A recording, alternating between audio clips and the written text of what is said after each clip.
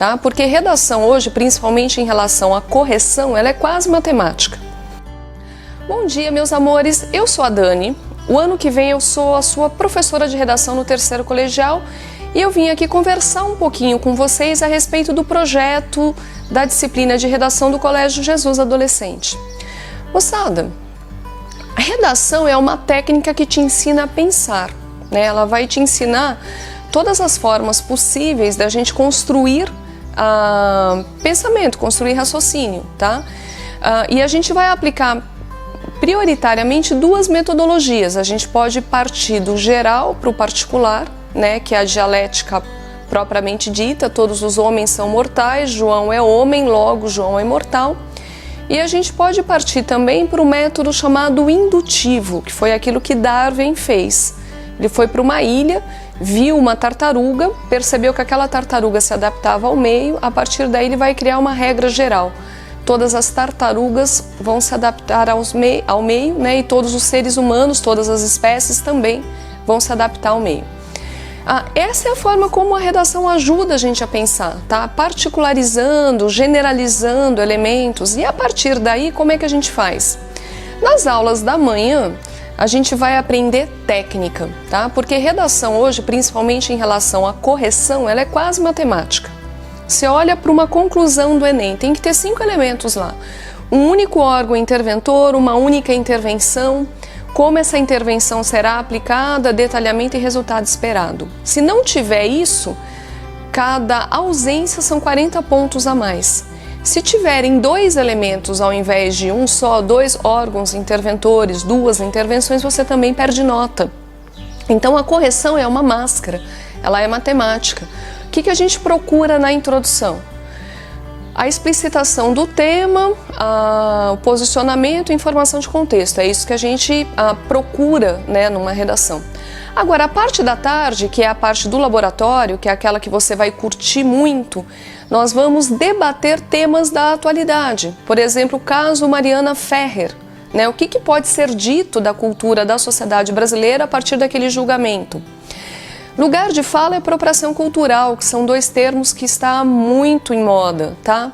Você já cancelou alguém? Cultura do cancelamento, né? O que isso significa em termos de sociedade brasileira?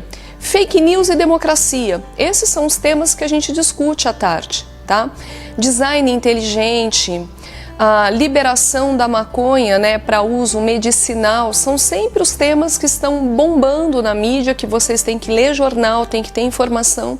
Então esses temas são temas de leitura. Eu tenho certeza que vocês vão adorar, né, o curso de redação ano que vem. Eu espero que esse curso inspire vocês a adorarem, né, leitura, cinema, cultura, tudo aquilo que a gente precisa para construir um bom texto, e eu espero vocês em 2021.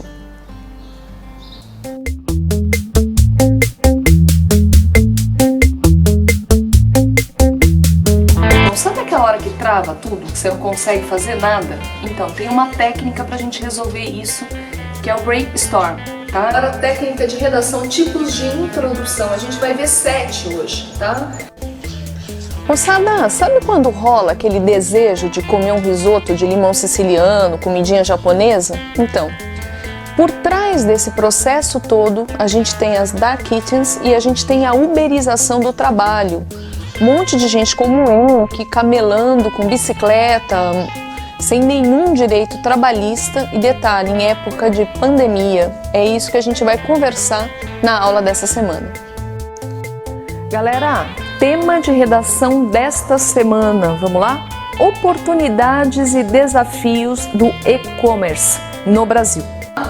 Os entraves da educação à distância durante a paralisação escolar. A gente vai tratar essa semana de um tema que bombou nas redes sociais, eu acredito inclusive que vocês devem ter ouvido falar, uma entrevista concedida ao canal Cultura, tá? No programa Roda Viva, do biólogo da USP chamado Átila Yamarino.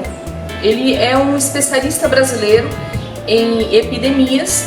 Como é que vai funcionar o futuro do emprego no Brasil em épocas de qualificação radical? O tema da semana de hoje, tá? Velhofobia ou gerontofobia na sociedade brasileira. O que essas duas figuras têm em comum? tá? O desprezo da sociedade pela população mais velha. Tema dessa semana, o que a gente vai salvar, tá? Ou a bolsa ou a vida, ou a economia ou a saúde da população. Aqui em Milão, como vocês podem ver, as ruas ainda estão vazias. A região da Lombardia, gente, foi um dos centros do coronavírus no mundo. Milão não pode parar. Aqui no Japão, como vocês podem observar, as ruas ainda apresentam circulação de pessoas. Tá? O primeiro caso de Covid-19 chegou aqui no dia 16 de janeiro. O Japão, depois da China, foi o segundo país a notificar a Covid-19, só que a governadora de Tóquio e o primeiro-ministro decidiram adiar a quarentena por 82 dias. Mesmo assim, no Japão, o controle do Covid-19 está bem tenso. Ninguém sabe se os números são subnotificados ou se a cultura japonesa de higiene, distanciamento pessoal e uso de máscara ajudam nesse processo. Comida, qualidade aceitável, preço acessível e fundamentalmente entrega muito rápida.